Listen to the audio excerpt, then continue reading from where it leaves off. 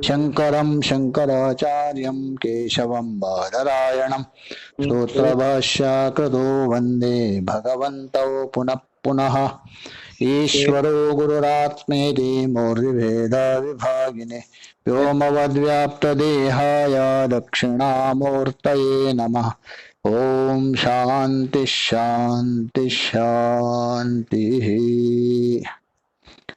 45 हो गए थे महाराज जी। 45 हुए हैं महाराज जी। 45 हो गया। हाँ, तो यहाँ तक विचार हुआ, ये सिद्ध हो गया। सबसे पहले ये बता दिया,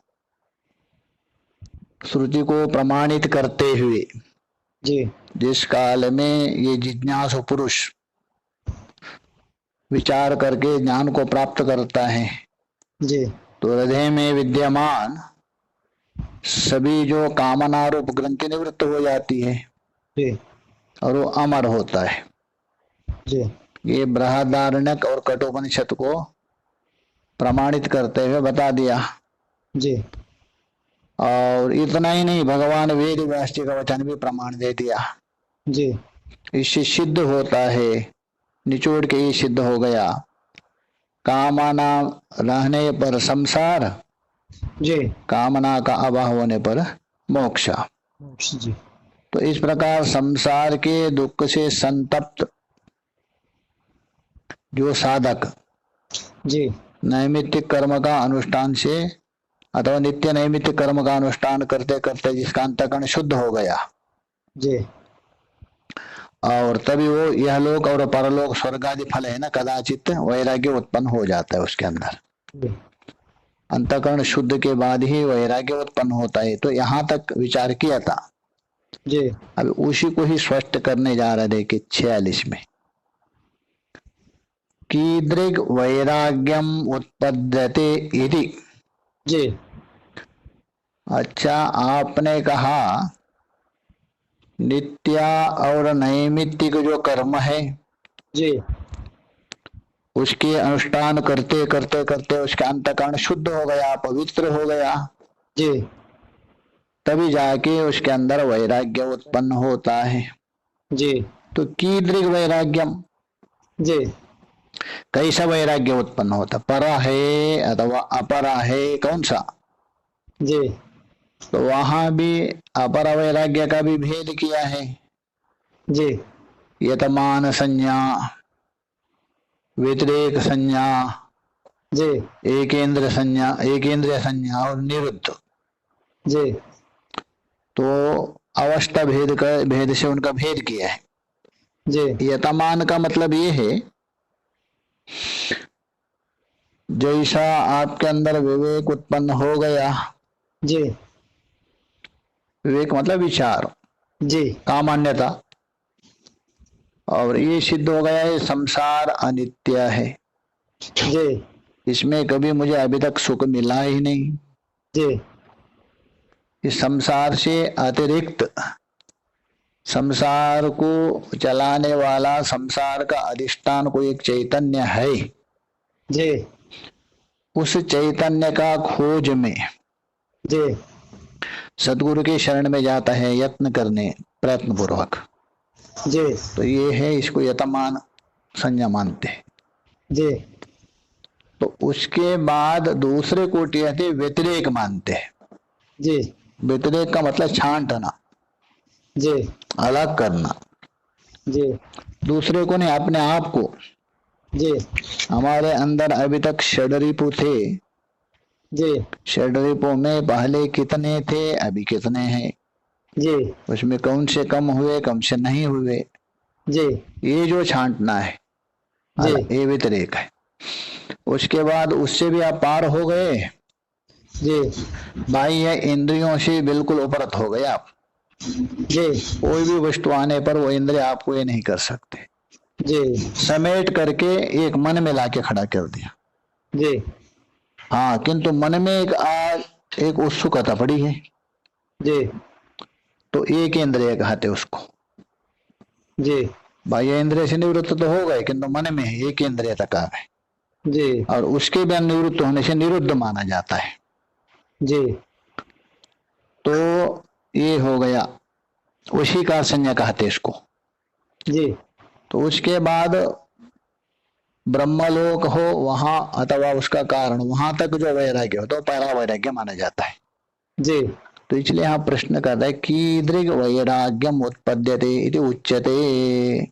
जी तो यदि ऐसे जिज्ञासा होने पर बोलते सुनो, जी उसके उसे सुनना चाहते हैं, सुनो। जी तो बता रहा देखे, नरकाद्भीर्यताश्याभूत नरकाद्भिर्यथास्याभूत् तथा काम्यफलादपि तथा काम्यफलादपि यथार्थदर्शनात् तस्मान् यथार्थदर्शनात् तस्मान् नित्यं कर्म चिकीर्षति। कर्म चिकीर्षति।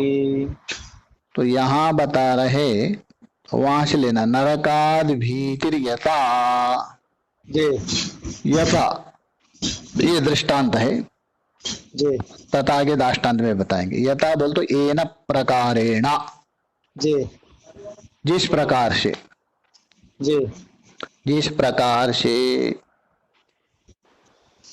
यतः जी अश्या, अश्या बोल तो इस मुमुक्षु पुरुष को, जी अच्छा शब्द से लेना इस मुमुक्षु पुरुष को, जी जिज्ञासु को, ये जिज्ञासु है ना उसको, अरे वो उसको जी बंद करो आवाज बात, उस जिज्ञासु पुरुष को। जी तो अश्या इस मुमुक्षु को नरकाद भी अभूत, जी नरकपात जन्य दुख से भी जी भय होता था।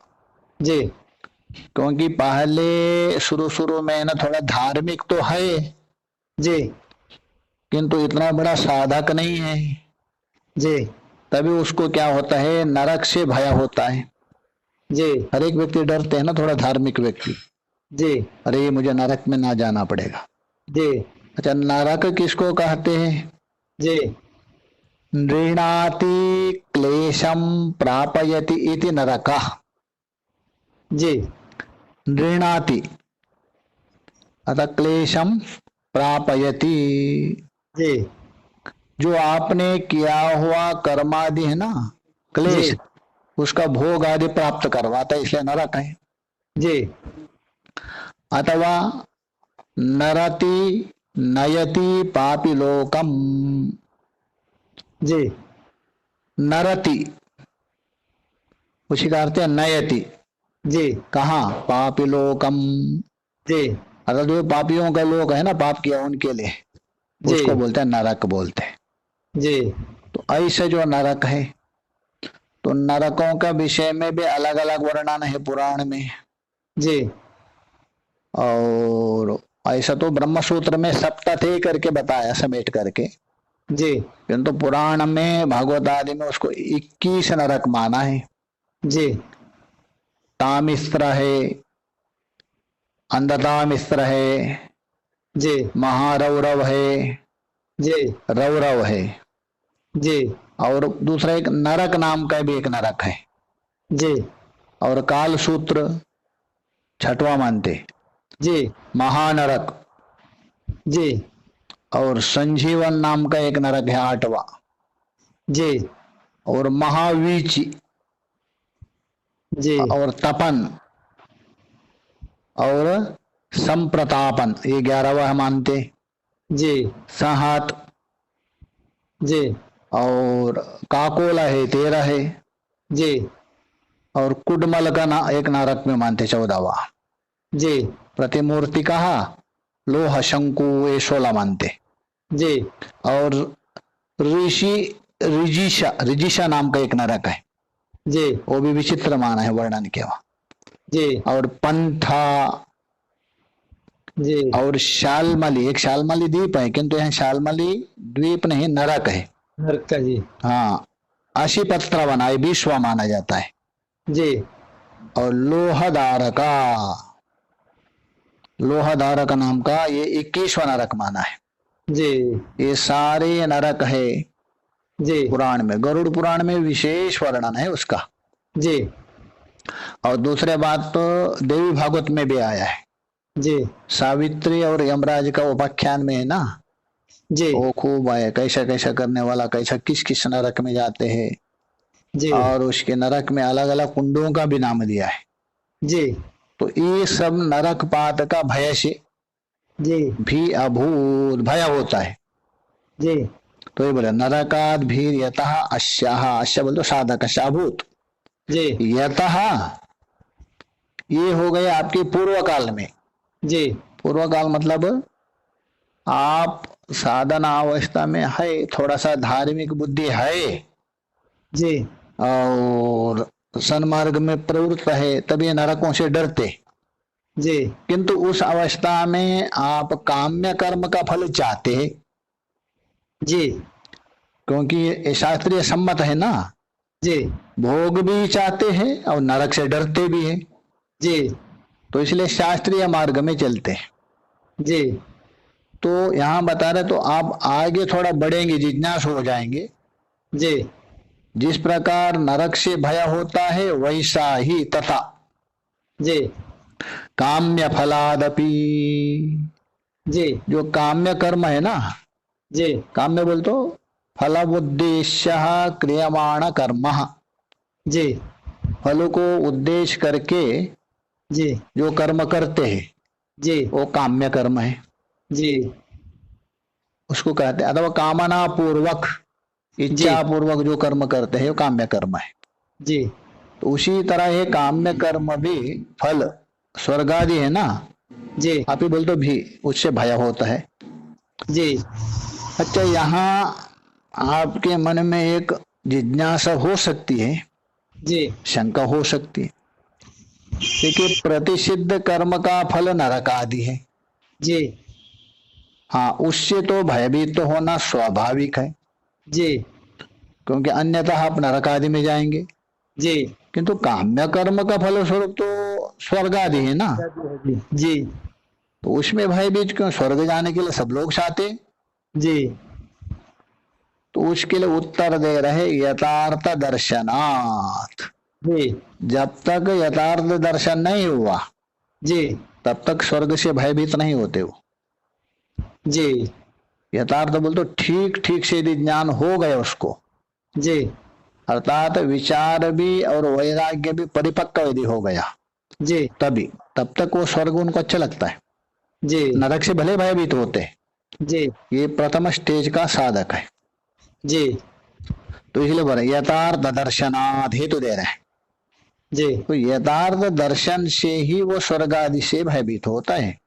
जी जिसका तात्पर्य ये है, यथार्थ दर्शन मतलब क्या है?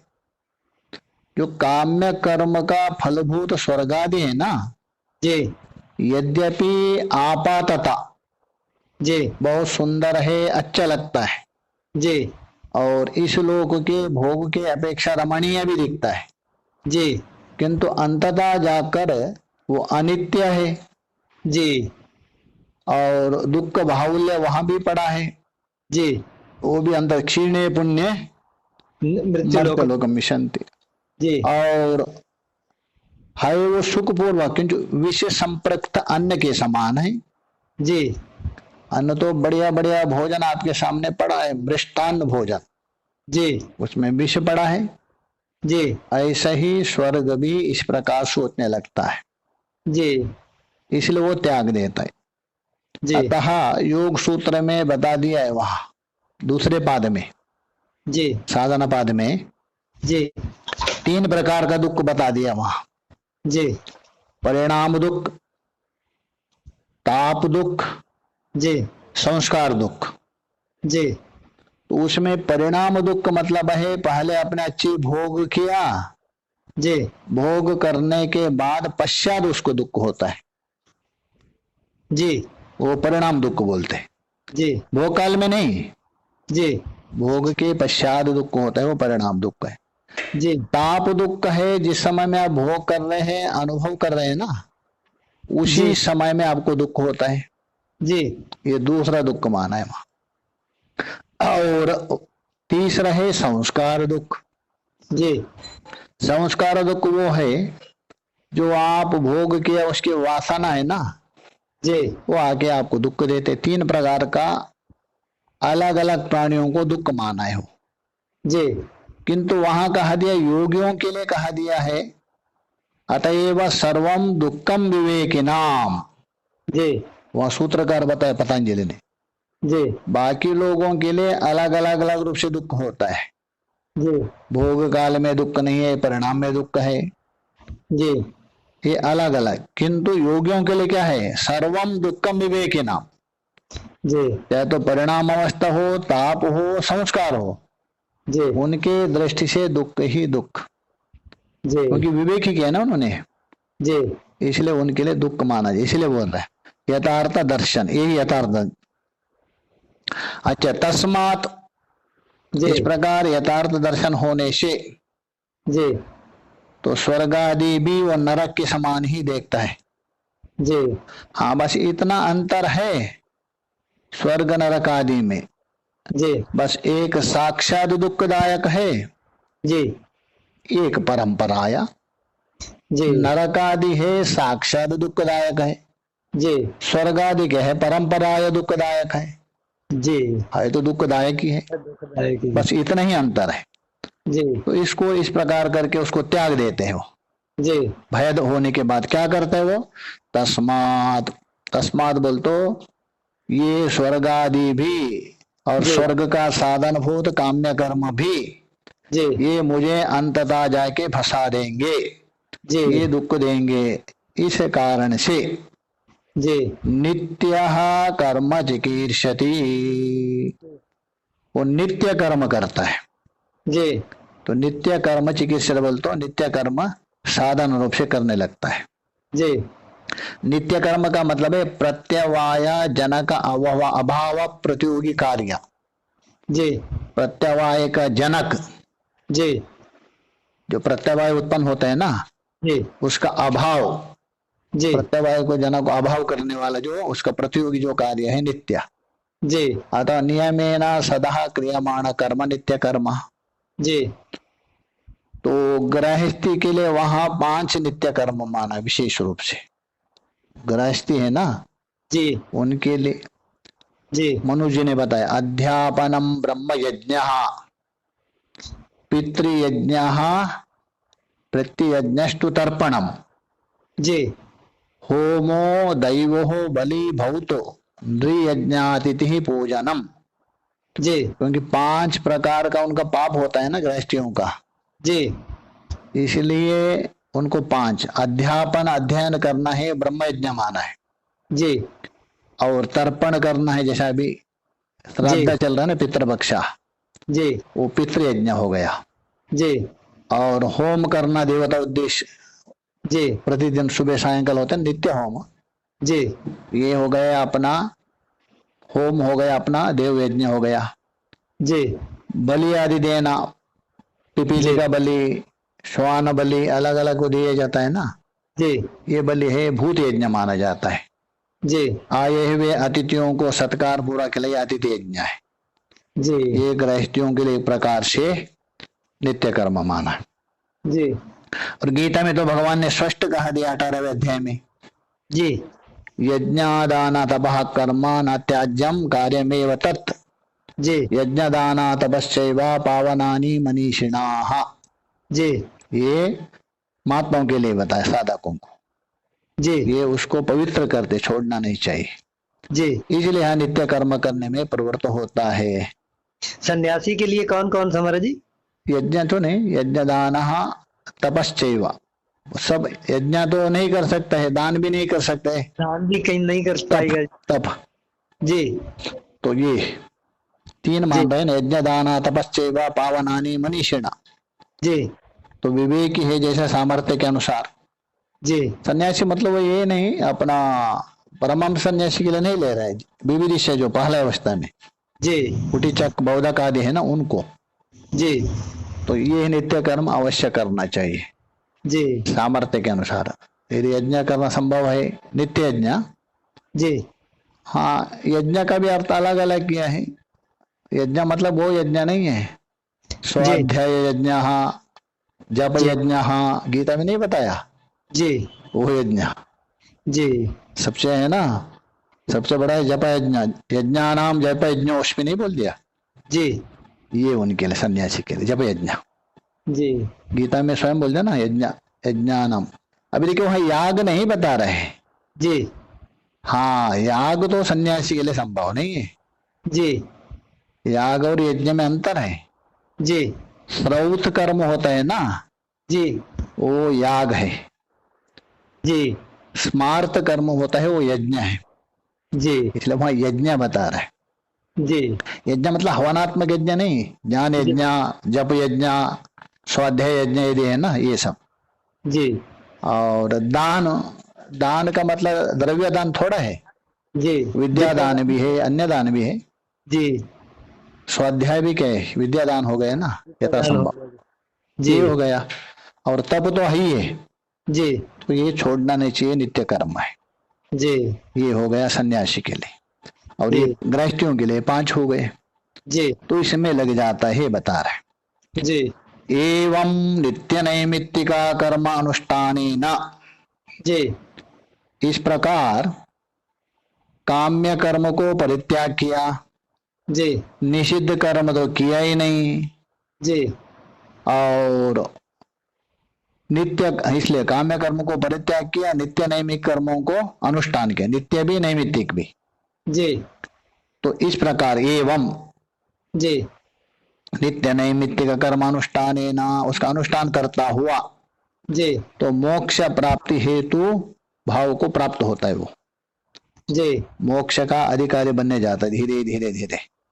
जी तो वहां आता है, इसलिए इसको बोल रहे एवं नित्य नैमित्तिक कर्मानुष्ठान के द्वारा।